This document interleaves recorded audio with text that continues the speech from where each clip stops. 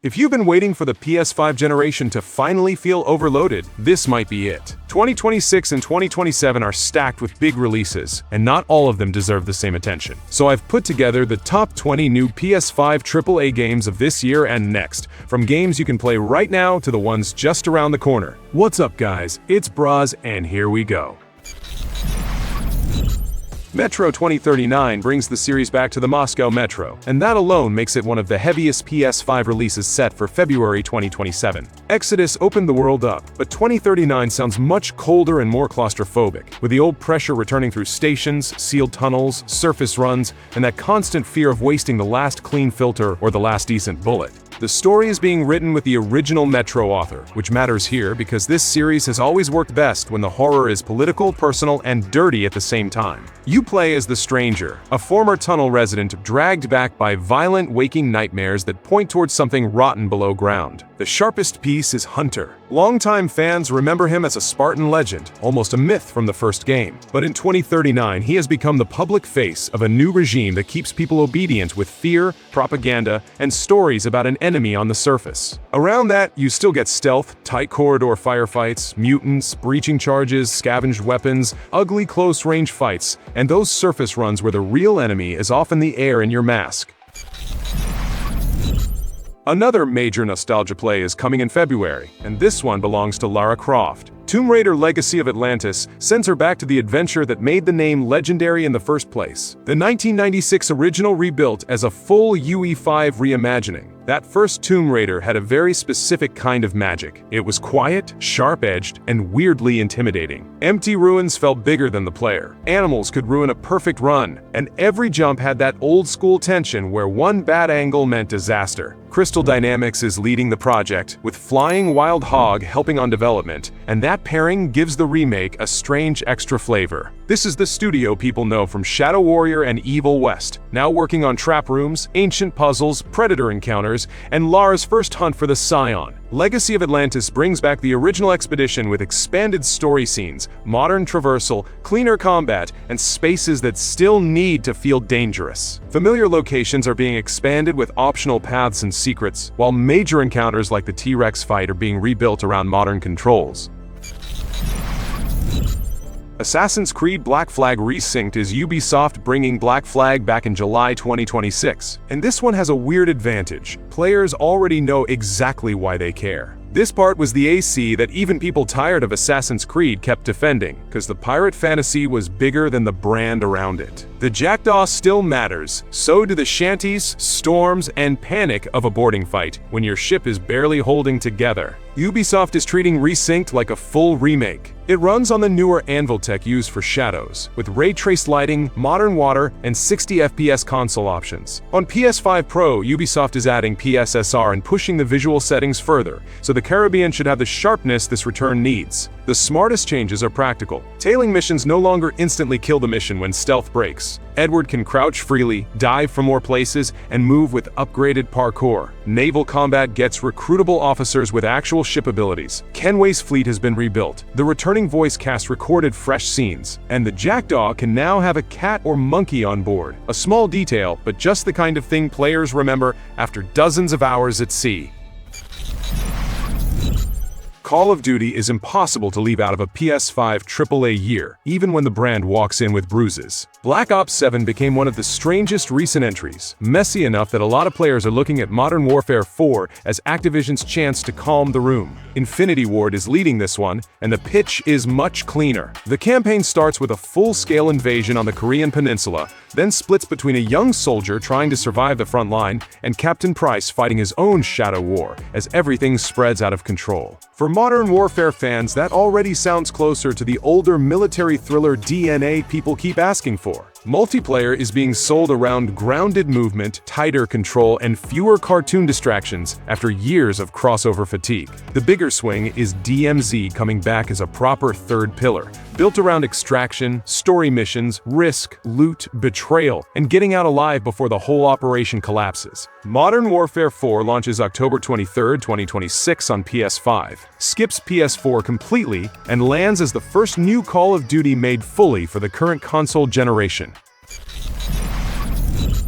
Phantom Blade Zero is the kind of PS5 action game that makes people pause the footage and ask the same question: how is a studio known mostly for mobile games moving like this? S-Games spent years building the Phantom Blade name on smaller projects, then turned the old Rainblood idea, originally an RPG Maker project, into a full AAA martial arts nightmare. The game puts you in the role of an assassin with 66 days left to live after being framed for his master's murder. That sounds pulpy in the right way, but the real reason people keep watching this one is the combat. The devs call it Kung Fu Punk. Fast blade work, weapon swapping, acrobatic finishers, and bosses built around rhythm and violent timing. On Hellwalker difficulty, some humanoid bosses gain smarter behavior, changing attacks based on the situation like a fighting game opponent trying to read you. Progression skips the traditional XP grind. You grow through gear, weapon upgrades, and old-fashioned survival stats, so the game looks more focused on mastery than spreadsheet leveling. Phantom Blade Zero launches October 29, 2026 on PS5, and for a console action audience, it has that dangerous new IP energy PlayStation badly needs. Forza Horizon 6 reaches PS5 later in 2026 with the shock value already spent. Horizon 5 kicked the door open first, passed 5 million copies on Sony's console, and turned one of Xbox's old crown jewels into a normal PlayStation conversation. Now, Horizon 6 has to prove that Japan was worth the wait. Playground finally took the series to the location fans had begged for since almost the beginning. Reviews were strong, with neon city driving, mountain roads, heavy seasons, and that smooth Horizon handling that makes even casual players feel dangerous after 2 corners. The pushback is real too. Some players say the new entry stays too close to the last one, down to familiar menus, UI language, and the same festival clean presentation. Progression still burns hot and fast. After 20 or 30 hours, your garage can already be stuffed with monster cars, and the giant open world starts losing bite. The launch also had drama. A full PC build leaked before release. Playground warned about franchise-wide and hardware bans, and some early pirates reportedly got ban dates pushed to the year 9999. None of that changed the bigger picture. Horizon 6 still landed as one of the strongest racers around, just one getting very comfortable at being excellent. Final Fantasy VII Revelation is carrying one of the weirdest jobs in gaming, ending a story people have been arguing about since 1997. Remake changed the rules. Rebirth threw the old timeline into chaos, and now Revelation has to land the plane without making 30 years of fans feel robbed. Square Enix is calling it the final entry in the remake trilogy, coming to PS5 in spring 2027. The big shift is that this chapter launches across major platforms at the same time, a clean break from the old PlayStation First pattern. Still, Final Fantasy VII is burned into PlayStation history, so the PS5 version will carry the emotional weight for a lot of players. The game finally opens the sky with a high-wind airship. That means more freedom across the planet, larger exploration, massive weapons, and the last march towards Sephiroth. Vincent and Cid are fully playable now, and the new armor system gives party members special moves closer to old-school Final Fantasy jobs. Rebirth got roasted by some fans for drowning the adventure in minigames, so Square says many rewards are more cosmetic this time. Player choices will shape some character moments along the way, but Square has confirmed that everyone reaches the same ending. Marvel's Wolverine is one of Sony's rare 2026 trump cards, a real PS5-only blockbuster in a year where many PlayStation games now arrive everywhere. Insomniac also comes in with pressure most studios never have to carry. The 2023 ransomware hack dumped internal files, early material, and private employee data into the open. So this game spent years being judged through stolen, unfinished pieces before it could properly speak for itself. Now, the official version finally looks like the Insomniac Marvel game that could break away from Spider-Man's friendly neighborhood rhythm. Logan is played by Liam McIntyre, chasing pieces of a buried past through places like Madripoor, Canada, and Tokyo, with Reavers, Mystique, Omega Red, Jean Grey, and Sabretooth in the orbit. The big question was violence, and Insomniac is not sanding him down. It's rated M, with dismemberment, rage moves, healing factor comebacks, motorcycle set pieces, and a gore toggle for players who want the claws without the full mess. Wolverine launches September 15, 2026 on PS5, and if Sony needs one single-player exclusive this year to remind people why the console still matters, this is the obvious animal to send. The Resident Evil machine is not slowing down. After remakes, new numbered entries, and constant re-releases, Capcom is bringing back Veronica in 2027, one of the last major old chapters still waiting for the modern remake treatment. This is Code Veronica with the code cut from the title, a remake of the 2000 Dreamcast game about Claire Redfield following Umbrella's trail after Raccoon City and ending up trapped on a prison island. The original sits in an important spot for series lore. It pushes the Redfield family story forward, brings in the Ashford bloodline, and connects the old survival horror era to the bigger, more dramatic Resident Evil that followed. It is also famous for some brutal, old-school design, so modern Capcom has a lot to clean up before new players touch it. Right now, the devs have only shown announcement material. The camera question already caused confusion, because the reveal leaned hard into first-person mood. According to the game's producer, the remake will be fully third-person, not a Requiem-style hybrid, and that is the biggest concrete gameplay detail so far. Dune Awakening reaches PS5 with two kinds of weight behind it: the Dune name itself, and a PC version that already proved people were willing to live on Arrakis for real. It sold over 1 million copies in 2 weeks, peaked near 189K players on Steam, and built up around 66K mostly positive user reviews. Funcom also picked a smarter moment for the console release. When Awakening hits PS5 on September 22nd, it arrives with a full single-player mode, scalable difficulty, and a cleaner path for players who want the desert without the constant server politics. The PC version already exposed the rough parts too, from in-game PvP friction and review swings to cheating complaints and a DLC controversy where a promised building set turned out to mean only 4 pieces. You wake up on Arrakis in a timeline where Paul Atreides was never born, then try to survive heat, thirst, sandworms, spice runs, base building, and faction wars under that huge cinematic Dune shadow. For PlayStation 5, this is a major licensed world arriving with scars already visible.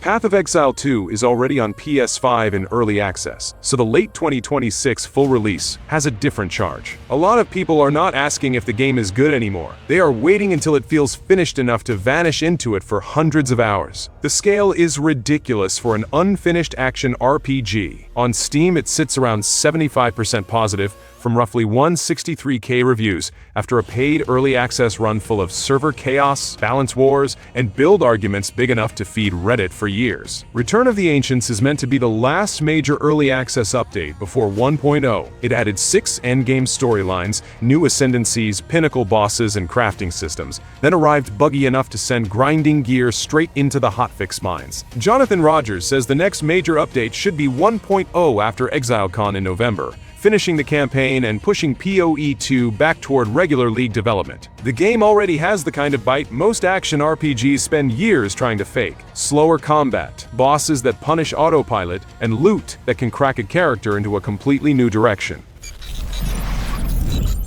007 First Light already did the hard part.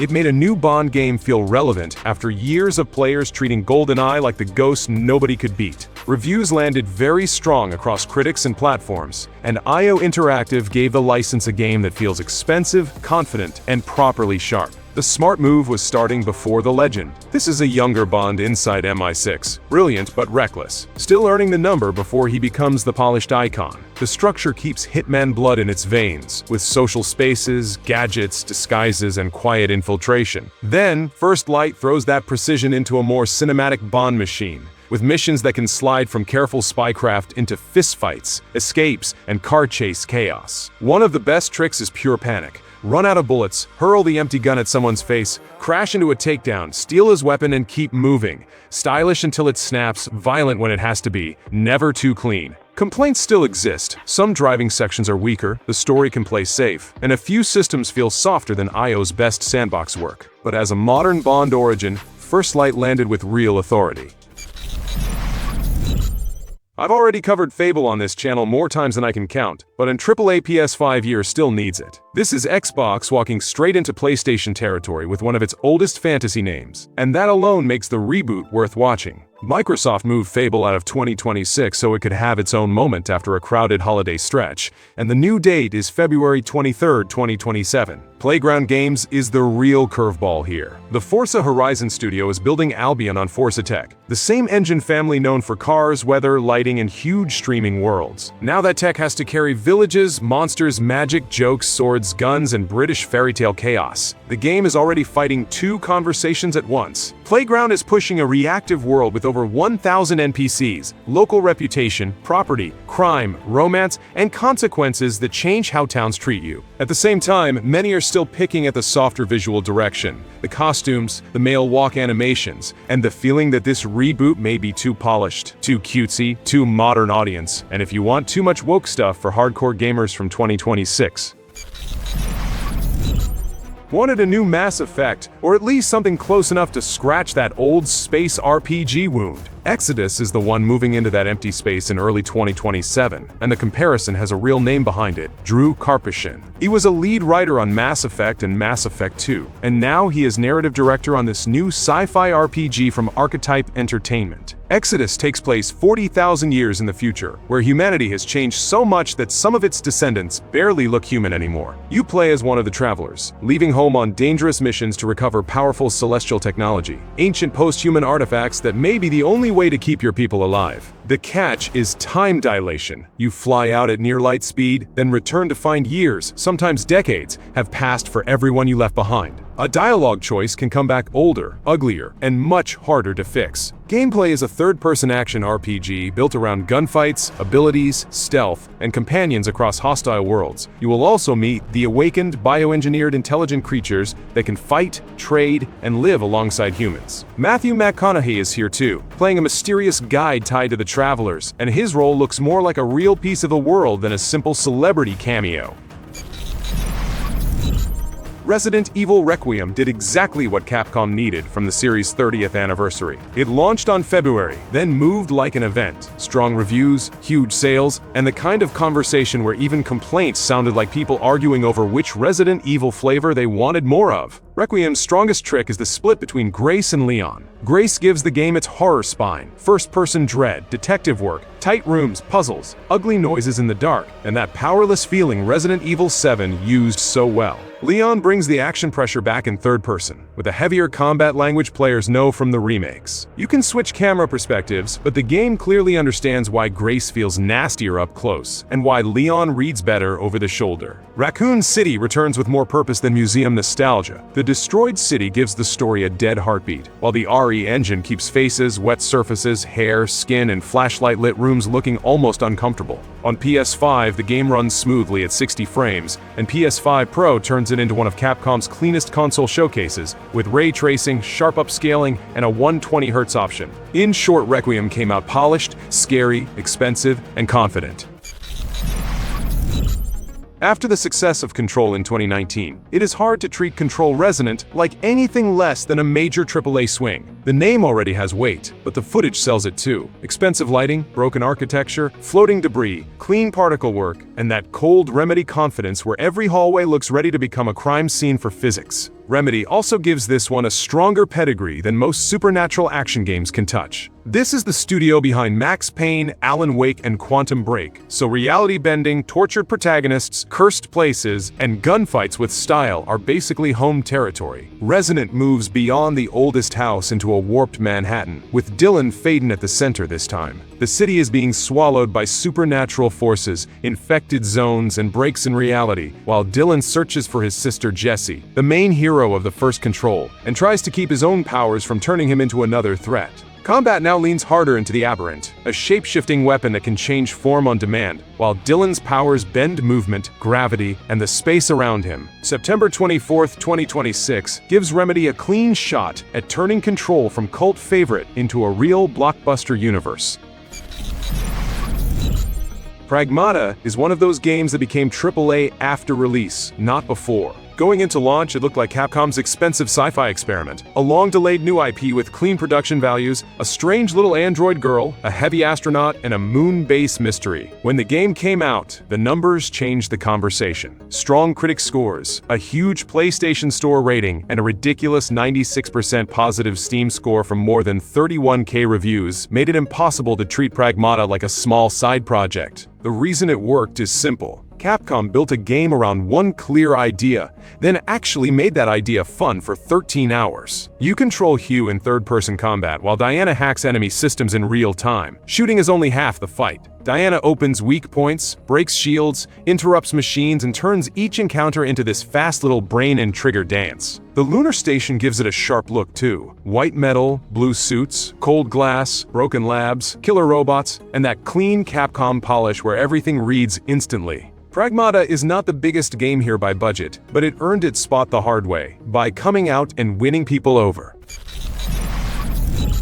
Right after Pragmata, Marathon is the opposite case. This was huge AAA expectation before release, then a much quieter launch in real life. Bungie came in with the Halo and Destiny shadow behind it, Sony's live service ambitions around it, and the sense that this could become the next long-running Bungie machine. The actual game landed smaller. Marathon is still sharp in places. The art direction has that cold neon nightmare look. The helmets are instantly recognizable. The gun feel is very Bungie, and a good extraction run can still hit hard when your squad is carrying real loot, and one bad fight can erase the whole night. Pressure creates the best moments. Hearing another team nearby, deciding whether to push, hide, extract, or get greedy. A few problems are harder to ignore. Solo play can feel brutal, onboarding is rough, some maps blur together, and the extraction loop does not always give enough story, progression, or personality to hold people who came in expecting Destiny-level gravity. Steam peaked near 88K at launch, then dropped hard, and Season 2 has become Bungie's first serious attempt to turn things around. A new zone, new gear, matchmaking changes, and one clear job: bring back at least some of the life Marathon had at launch.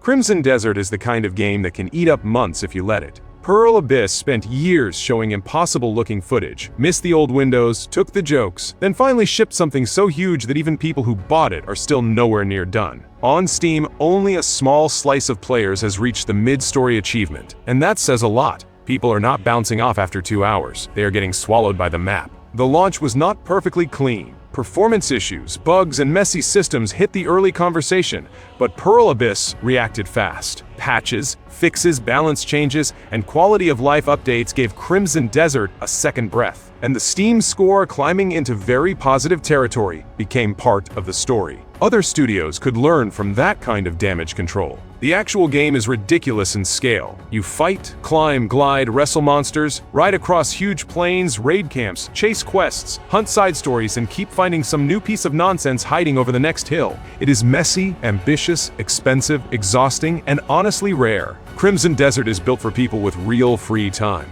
In a year without GTA 6 waiting at the finish line, this would be a very easy Game of the Year argument. And Grand Theft Auto 6 is the cherry on top, and maybe the only game big enough to make Crimson Desert look like a warm-up. It arrives November 19th with the industry already bending around it. Publishers clearing space, analysts treating pre-orders like box office, and players treating launch day like a holiday. The price debate became funnier than expected. Standard is $80, Ultimate is $100 and adds vehicles, weapons, outfits, shops, and cosmetic extras. Adjusted for inflation, that $80 Standard is actually the cheapest mainline GTA launch in real money. For example, GTA 3 from 2001 would cost roughly $95 today, so the internet screamed, then started pre-ordering. Rockstar has not published official pre-order revenue, but analyst models put the opening rush around $1 billion in the first hour, while louder $3 billion claims remain unverified. The physical copy shift is bigger than one box. GTA 6 has boxed versions, but no disc inside, only a download code. When the biggest game on Earth does that, it stops feeling like an experiment and starts feeling like a new era. Behind all the business noise, it is still GTA. Jason and Lucia as the main playable characters, Vice City and Leonida as the locations, the crime and chaos everyone loves, and a world expensive enough to swallow a whole generation. For the bonus slot, Halo Campaign Evolved is more than a remake. It is Xbox history walking onto PS5 for the first time. Halo used to be the wall between console tribes, Master Chief on one side, PlayStation players on the other. On July 28th, that wall gets a very loud hole punched through it. This is a ground-up remake of Halo Combat Evolved's campaign, built for modern hardware with Unreal Engine 5 visuals, rebuilt cinematics, new animation, remastered music, fresh sound design, and updated voice work from the main cast. Basically, this is closer to a real rebuild than a simple paint job. The original 10 missions are here, but Halo Studios also adds Operation Meteorite, a 3-mission story arc set 1 year before the first game, with Master Chief and Sergeant Johnson infiltrating a Covenant research vessel. That means new locations, new enemies, space combat, and more time with the classic cast. Gameplay gets modernized without throwing away the old shape. Optional sprint and clearer navigation, updated combat flow, 2-player split screen on console, and 4-player online co-op with crossplay. Let me know what you're playing right now and which game from this video you've got your eye on. Subscribe to the channel for more honest takes on fresh releases, and I'll leave 2 more videos on screen with more upcoming games worth checking out.